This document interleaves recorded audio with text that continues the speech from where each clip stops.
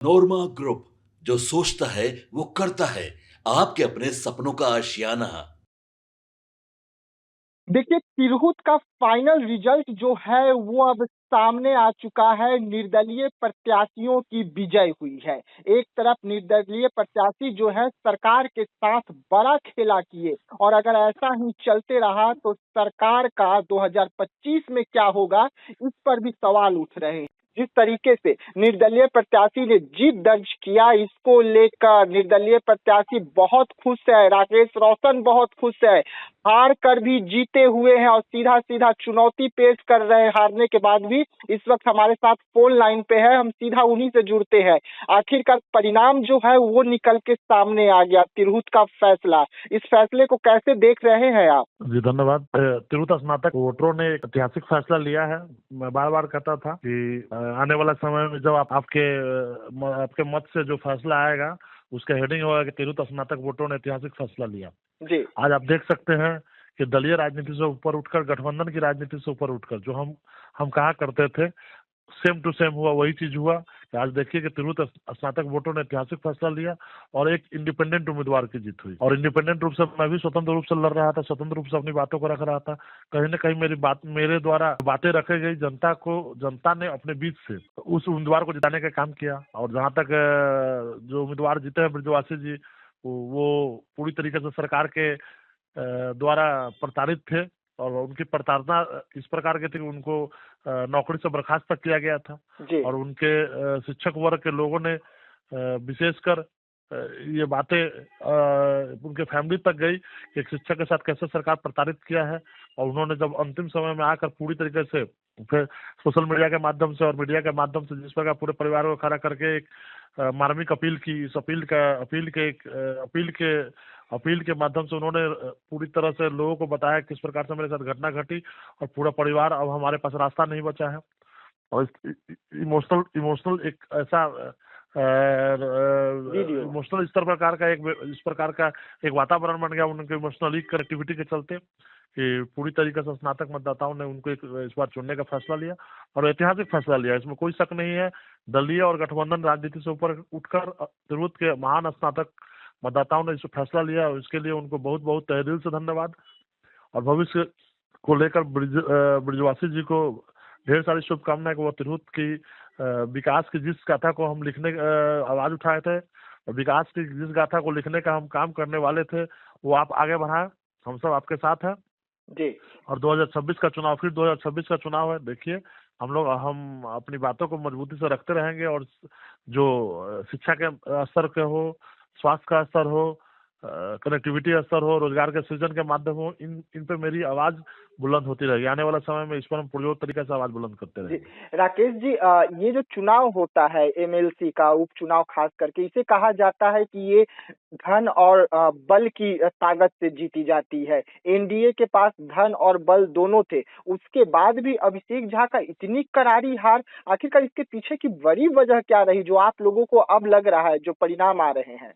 अब देखिए, मेरी जहाँ तक बात है कि जनता दल यूनाइटेड के उम्मीदवार की हार का, उससे मेरा कोई लेना देना नहीं है। मेरी बातें मजबूती रूप से मैंने अपनी बातें रखी स्नातक मतदाताओं को, जो मतदाताओं ने मेरी बातों से प्रभावित होकर हमसे पहले से संघर्ष कर रहे हैं। ब्रिजवासी जी जो शिक्षक के संगठन से नेतृत्व करते हैं, शिक्षकों का एक बड़ी आबादी है। उस आबादी की तरफ उनके परिवारों की आबादी और शिक्षकों की आबादी मिलाकर देखिए तो बड़ी आबादी आती है। और उस आबादी से बीच के कोई व्यक्ति चुन के आया है, ठीक है। जी, तो इसके लिए जरूर स्नातक मतदाताओं को धन्यवाद। और जो इनकी करारी हार हुई वो सबक ले।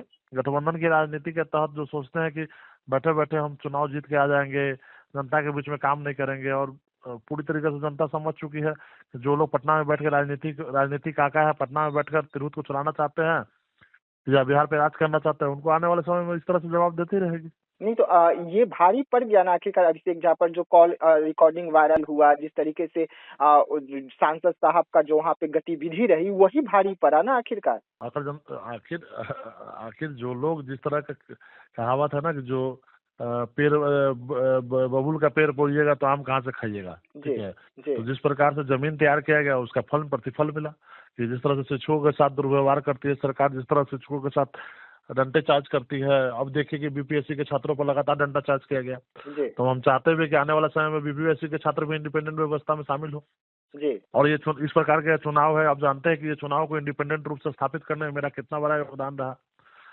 तिरहुत का बच्चा कह रहा है आज की तारीख में कि उम्मीदवार के तौर पर जिस प्रकार से हमने अपनी बातों को रखा, मजबूती से रखा, ठीक है, आने वाले समय में तिरहुत जरूर मुझे भी आशीर्वाद देगा। तो देखिएगा आप।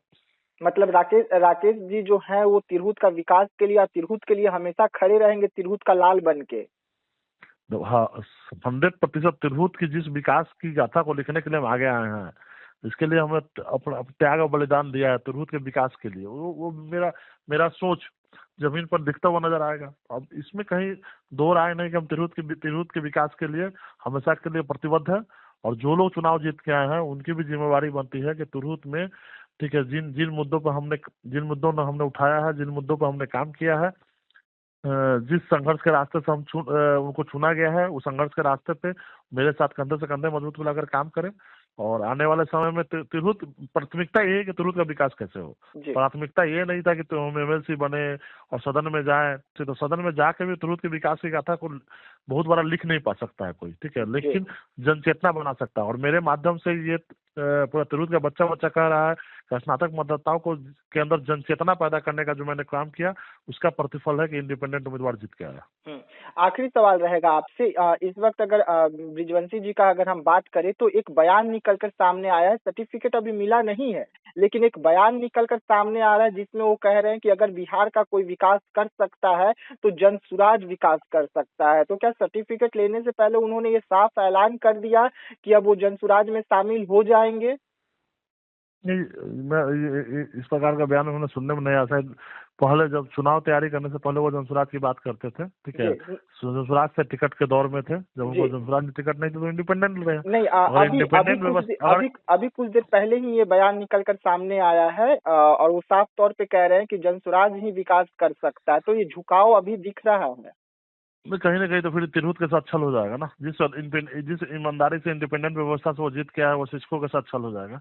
अगर ऐसे बयान आ रहे हैं तो मैं इस बयान का मैं विरोध करता हूं कि अगर आप तिरहुत का स्नातक वोटरों के इंडिपेंडेंट व्यवस्था की तरह चुनाव जीत के आया तो इंडिपेंडेंट व्यवस्था की तरह काम करना होगा। इंडिपेंडेंट व्यवस्था की तरह आपको उनकी आवाजों को सदन में उठाना होगा। नहीं तो फिर कहीं ना कहीं वो राजनीतिक दल के आंकड़ों के इशारे पर चलेंगे तो कहीं ना कहीं तिरहुत के साथ अन्याय होगा। अगर तिरहुत के साथ अन्याय होगा तो मैं इसका पुरजोर विरोध करूंगा। मतलब आप मोर्चा खोलेंगे अगर तिरहुत के साथ अन्याय होता है तो? मेरा मोर्चा कभी बंद ही नहीं हुआ था। तिरहुत के जिन स्नातक मतदाताओं ने मुझे वोट किया है, जो स्नातक मतदाता मेरे साथ खड़े रहे हैं, स्नातक मतदाताओं के साथ जो लोग आम कार्यकर्ता मेरे साथ खड़े रहे हैं, उनकी आवाज तो मैं बुलंद करता ही रहूंगा ना। अगर आप वोट के आंकड़े के हिसाब से लड़ाई थोड़ी होती है। लड़ाई होती है और प्रतिरोध होता है विकास के योजनाओं के आधार पे। सरकार किन विकास की योजनाओं का हमको दरकिनार कर रही है, कैसे दक्षिणी बिहार का विकास हो रहा है और उत्तरी बिहार के विकास के प्रति सरकार सजग नहीं है। जो लोग गठबंधन की राजनीति के तहत गठबंधन की राजनीति में बैठे हुए हैं, वो लोग तिरहुत के विकास के प्रति कोई जवाबदेही नहीं है, उनके खिलाफ लड़ाई लड़ते रहेंगे। और आप देखिए आने वाला 28 विधानसभा क्षेत्रों में जाएंगे और अपने लोगों को जगाएंगे, तिरहुत के लोगों को जगाएंगे। जिस तरह से हम लोगों ने मैंडेट लगातार दिया है, उन विधायकों से सवाल होगा जो लगातार 4 बार 5 बार से विधायकी कर रहे हैं, उन जनप्रतिनिधियों से सवाल होगा जो लगातार चुनाव को जीतते आ रहे हैं, फिर भी तिरहुत के विकास के प्रति उनकी जवाबदेही तय नहीं हो पा रही है। उन सांसदों से भी सवाल होगा जो वैशाली, मुजफ्फरपुर, शिवहर और सीतामढ़ी चुनाव जीत के आए हैं, फिर भी वो विकास के प्रति सजग नहीं है। सवाल से पीछे नहीं हटना है और संघर्ष के पीछे नहीं हटने वाले हैं। जब एक बार रास्ता तय कर लिया है इंडिपेंडेंट व स्वतंत्र व्यवस्था से, तो उस स्वतंत्र व्यवस्था से हम लगातार लगे रहेंगे आम जनता के बीच में। आप देखिए 1-2 दिन के अंदर प्रेस कॉन्फ्रेंस करेंगे और माता सीता के जर्नी से प्रेस कॉन्फ्रेंस करेंगे और माता सीता के जर्नी से फिर से अभियान की शुरुआत करेंगे। 2026 का अभियान आज से शुरुआत होगा। चलिए, बहुत बहुत धन्यवाद पूरी जानकारी देने के लिए। धन्यवाद। अगर ये वीडियो पसंद आई और वह बिहार के राजनीति और बिहारियत से सरोकार रखेनी तो सब्सक्राइब बटन दबा के चैनल के सब्सक्राइब कर ली। ओजे एगो घंटी बा, ओकरा बटन दबा देला से कुल सटीक और मारक खबर रुआ मुफ्त में मिल जाई। अगर रुआ पत्रकारिता के हमनी के नया प्रयोग में सहयोग कर चाहतानी तो ज्वाइन बटन दबा दी। पेटीएम नंबर नोट कर ली 9386816700। धन्यवाद।